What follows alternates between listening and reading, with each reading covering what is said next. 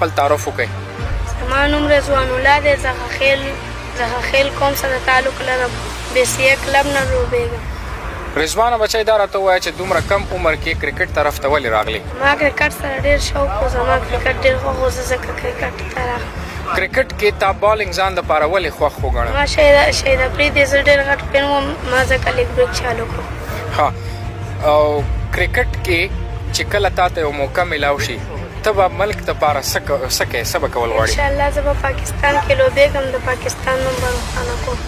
فیوچر ته خپل فیوچر ته څنګه ګورې؟ خپل مستقبل کې څه کول غواړې؟ فیوچر کې به زه دا کوم زه به د شهید افریدي غونته لیګ بریکر جوړېږم. د پاکستان نوم به روښانه. زبردست. ځوانانو ته څه پیغام لري؟ ځوانانو دپاره دا پیغام لرم چې نشو تماشو نه منې، ځان په لوبو کې مصروف. خیل حق زنده باد.